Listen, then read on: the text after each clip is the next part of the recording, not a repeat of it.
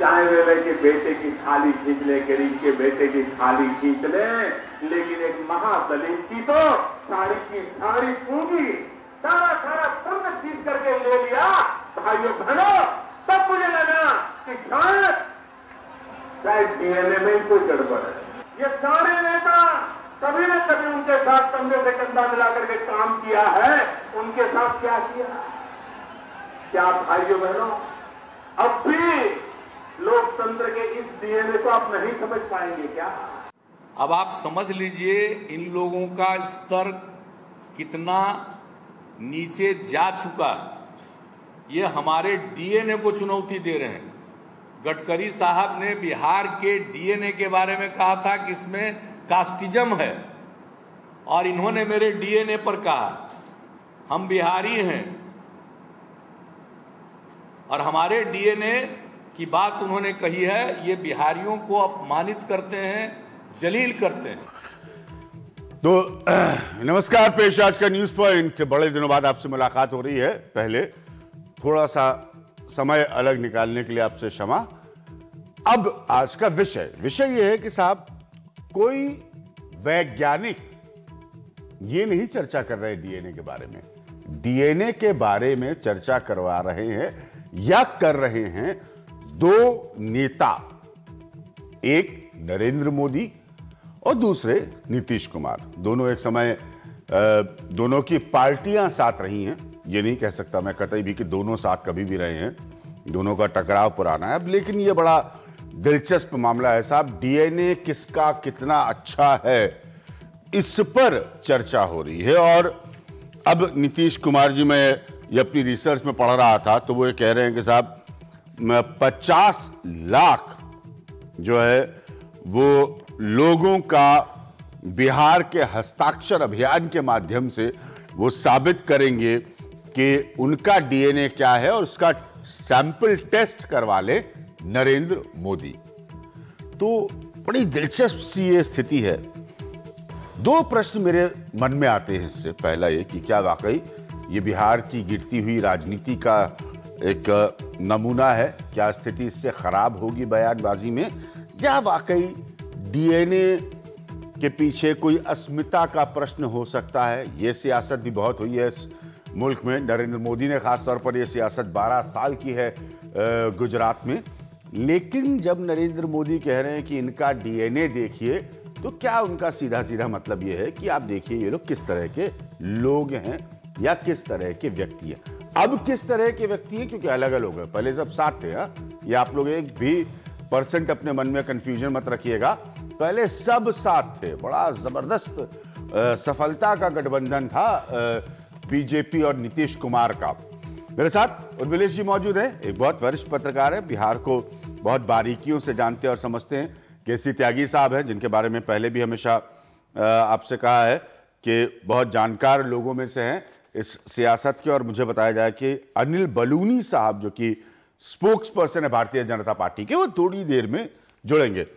उर्मिलेश जी, ये क्या है ये डीएनए की लड़ाई? ये एक नरेंद्र मोदी के बयान से निकली लड़ाई है, या अब ये बिहार के लोगों का डीएनए क्या होता है, अस्मिता की राजनीति क्या होती है, क्या इसमें तब्दील हो जाएगा?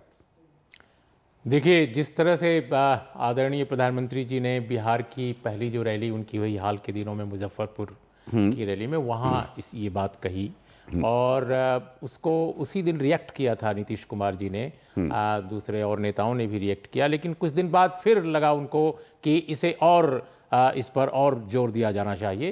तो हो सकता है उनके प्रोपेगेंडा स्ट्रेटजिस्ट जो थे नीतीश कुमार जी के, उन्होंने सोचा होगा कि इस मुद्दे को बड़ा बनाया जा सकता है, जिस तरह से प्रधानमंत्री ने बातें कही हैं। तो इसके बाद फिर ये बात आ गई जो जिसको आप अभी बता रहे थे कि भाई बिहार के लोगों के डीएनए के बारे में, या कम से कम 50 लाख या लोग जो है बिहार के हस्ताक्षर अभियान से जुड़े, या बिहार की अस्मिता का नीतीश कुमार कह रहे हैं। बिहार की अब ये अस्मिता का एंगल आ गया।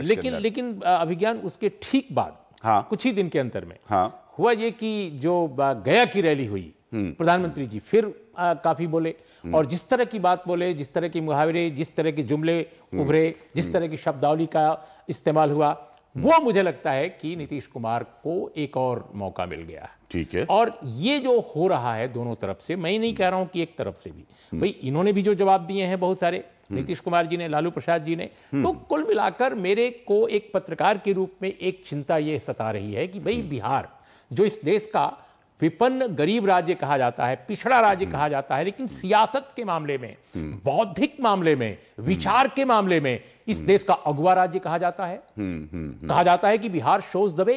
आई मीन, एक समय जब इस देश में ऑटोक्रेटिक रिजीम इंपोज की गई, उस वक्त भी लोगों ने कहा कि बिहार रास्ता दिखाता है, और बिहार ने रास्ता दिखाया।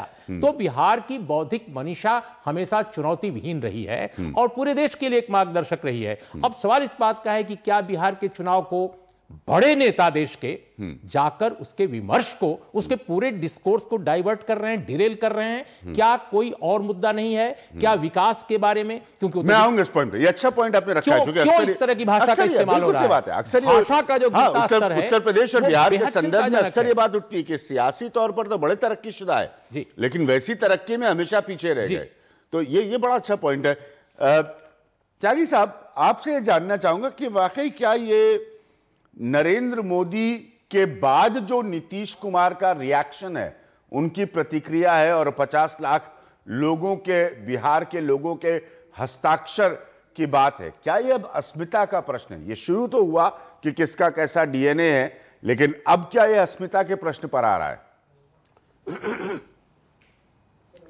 अभिज्ञान जी, एक राजनीतिक कार्यकर्ता के रूप में जी मुझे 71 से लगभग हर चुनाव में काम करने का और देखने का मौका मिला है जी। और सबसे कटता भरा हुआ चुनाव 1977 का था, जब हम और हमारे नेता जेल से निकल करके आए थे और आपातकाल की लंबी सजा के बाद आए थे। लेकिन तब भी चुनाव में इतना कटता नहीं थी। मुरारजी भाई थे, चौधरी चरण सिंह थे, अटल बिहारी वाजपेयी थे, मधु लिमय जी थे, राजनारायण जी थे और कई नेता थे। लेकिन इतनी कटता मैंने उस चुनाव में नहीं देखी। तो मैं खूब होशबंद कार्य करता था। उसके बाद फिर वीपी सिंह जी का और राजीव गांधी का जो चुनाव हुआ था, वो भी बहुत पर्सनल और कटता का था, लेकिन उसमें भी भ्रष्टाचार का मुद्दा ही डोमिनेट करता रहा। अब ये जो बिहार का लोकसभा चुनाव हुआ और जो अब बिहार का विधानसभा चुनाव हो रहा है खास तौर से जी, इसमें प्रधानमंत्री जी के द्वारा जिन शब्दों का चयन किया गया है, वो प्रधानमंत्री पद की गरिमा के अनुकूल नहीं दिखते। मैंने इंदिरा जी को, अटल जी को और राजीव गांधी को और मनमोहन सिंह जी और नरसिंहा राव जी तो बहुत ही सोफिस्टिकेटेड और बहुत ही इंटेलेक्चुअल प्राइम मिनिस्टर थे। इन शब्दों का इस्तेमाल मैंने 40-45 वर्ष के अपने राजनीतिक जीवन में नहीं सुना। दूसरा ये कि जब गांव में, कस्बों में किसी की जो वल्दियत है उसके बारे में शक शुबा होता है, तब कहते हैं भी पता नहीं किसका बेटा है, इसका डीएनए कराओ। और ये डीएनए गांव में, कस्बों में बड़ा प्रचलित शब्द है, जिसकी वल्दियत तो समझते होंगे शायद आप। जी, ये वल्दियत का टेस्ट करने के लिए weather he is the genuine son of the genuine father, उस टर्म में हमारे यहाँ गांव में, कस्बों में इस्तेमाल होता है। जी त्यागी साहब, मैं समझ रहा हूं आप क्या कह रहे हैं। मैंने कार्यक्रम की शुरुआत में कह दिया था कि वैज्ञानिकों की बहस नहीं है, नेताओं की डीएनए की बहस है। मैं जानता हूं, मैं इसीलिए मैं कह रहा हूं कि क्या जो मैंने आपसे कहा, आपने कहा कि कटुता रही है 90 के दशक की राजनीति। ये शब्द का चयन जो है, हाँ, ये प्रधानमंत्री पद की गरिमा के अनुकूल नहीं है। ठीक है, ये प्रधानमंत्री जी के, मैंने उर्मिला जी को तुरंत लाऊंगा यहाँ पर। इनके सबके वक्तव्य सुने। केसी त्यागी जी पुराने सियासतदान हैं, बहुत सियासत के युग देखे हैं इन्होंने। इनका कहना है कि ये प्रधानमंत्री पद की गरिमा को शोभा नहीं देता। हालांकि आप और हम इस बात को बड़ी ईमानदारी से जानते हैं कि अब ये शब्दों वाली सियासत तो बची नहीं। कोई भी किसी को किसी भी स्तर पर गिर के गाली दे देता है, शब्द पलट देता है, बात पलट देता है, लेकिन गाली दे देता है। तो अब ये कहना कि साहब शब्दों की गरिमा, ये अच्छे थॉट्स नजर आते हैं और त्यागी जी का पूरा सम्मान इस मामले में, लेकिन नेताओं में ये भाषा को नियंत्रित करना, संयम करना, ये सब अब कोई क्वालिटीज रही नहीं है। नहीं, देखिए अभिज्ञान होता ये रहा है कि जो रीजनल लेवल पर बहुत सारे नेता हैं, डिस्ट्रिक्ट लेवल पर हैं, ब्लॉक लेवल पर हैं, गांव के लेवल पर हैं, वो इस तरह की भाषा, खासकर उत्तर भारत की सियासत को मैं भी देख रहा हूं बहुत दिनों से, आप भी देख रहे हैं, वो बहुत सारी शब्दावली उनकी बहुत खराब होती है। बहुत खराब हो चुकी है, बिल्कुल सही बात है। लेकिन जो टावरिंग पर्सनैलिटीज हैं सियासत की, वो हमेशा तो आप सरल शब्दों में ये कहेंगे कि अगर एक तरफ नरेंद्र मोदी अपने को स्टेट्समैन दिखना चाहते हैं तो ऐसी भाषा का इस्तेमाल ना करें। मैंने वाजपेयी जी से कभी इस तरह की भाषा वो तो अपने नेताओं को, मैंने उनको संसद में वाजपेयी जी को कितनी बार सुना, कहते थे प्रमोद महाजन जैसे नेताओं को कि आप भाषा मत इस्तेमाल करिए। जैसे आपको मैं बताऊं एक बड़ी दिलचस्प बात, मुझे स्वयं हैरान हुआ मैं ये सुनकर, मुझे कानों पर भरोसा नहीं हुआ। नीतीश कुमार जी की बहुत सारी आलोचना आपके स्टूडियो में मैं कर चुका हूं पहले भी, लेकिन मैं आदरणीय नरेंद्र मोदी जी की रैली देख रहा था, सुन रहा था गया की, उसमें शकुनी चौधरी नाम के एक बड़े नेता बिहार के, जो इस समय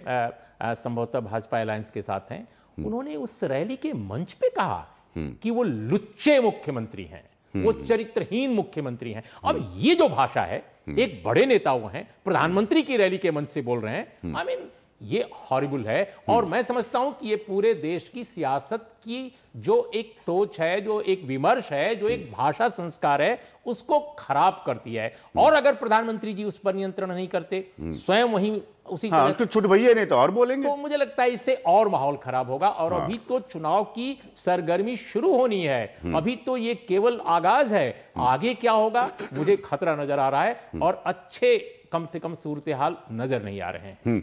मेरे साथ अब भारतीय जनता पार्टी के प्रवक्ता अनिल बलूनी साहब जुड़ गए। बलूनी साहब, जो पहला पॉइंट उठा है इस डीएनए की डिबेट में, और ये कोई जैसे मैंने कहा वैज्ञानिक डीएनए की डिबेट नहीं है, ये पॉलिटिकल डीएनए की डिबेट है, तो उसमें पहला पॉइंट ये उठ रहा है कि भाई नरेंद्र मोदी जी को प्रधानमंत्री होते हुए क्या इस तरह की भाषा का इस्तेमाल करना चाहिए था? क्या ये प्रधानमंत्री के व्यक्तित्व की गरिमा को सूट करता है या सही दिखता है?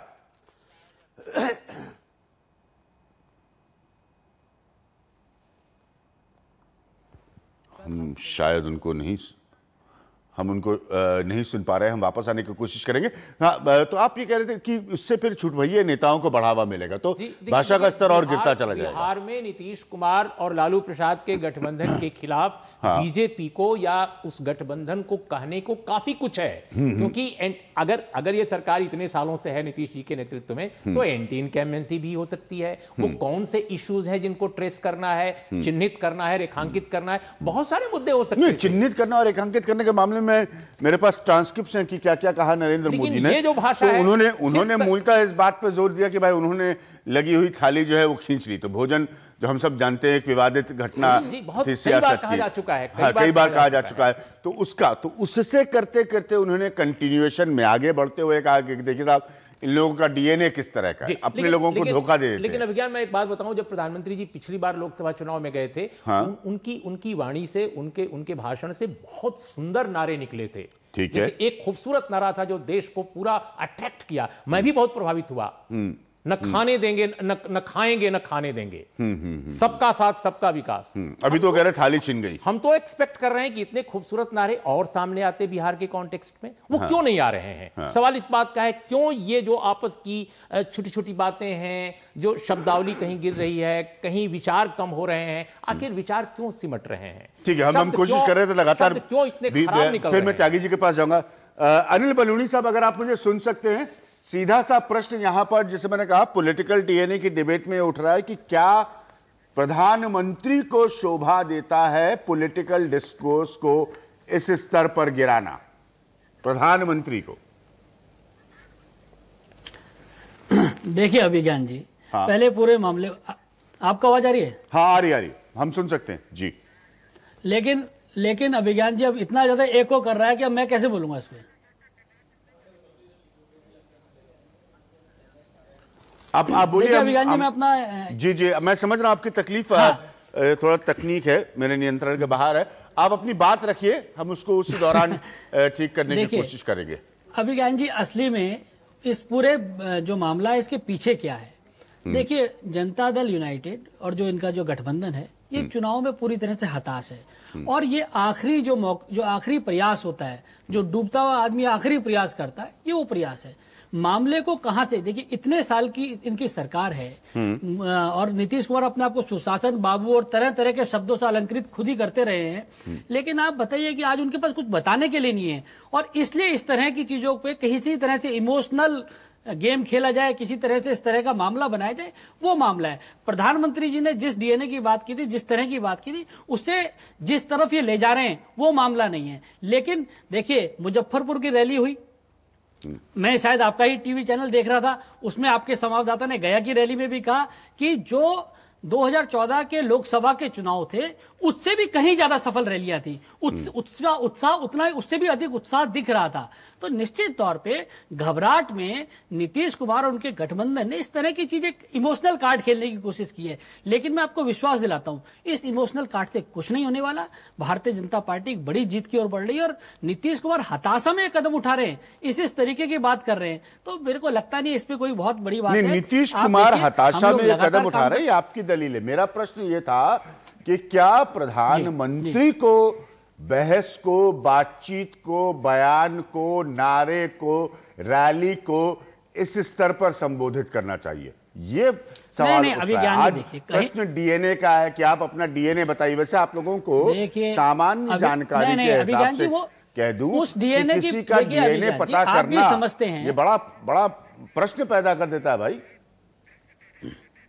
देखिए अभिज्ञान जी, किस डीएनए की बात हो रही है? आप लोग लगातार अपनी डिबेट्स में जब आप लोग एंकरिंग करते हैं कई बार डीएनए की बात करते हैं और इस डीएनए का मतलब बायोलॉजिकल डीएनए की बात नहीं होता है। आप भी जानते हैं, आप समझ भी रहे हैं सारी बातों को। ये सिर्फ एक मामला बनाया गया है। ये प्रधानमंत्री जी का जो कहना था वो सब, वो अगर आप उसका स्क्रिप्ट देखेंगे आपको समझ आ जाएगा क्या उन्होंने कहा था। वो लोकतांत्रिक डीएनए की बात कर रहे थे, लोकतंत्र में किस तरह का डीएनए चलता है, क्या इस तरह की बात कर रहे थे।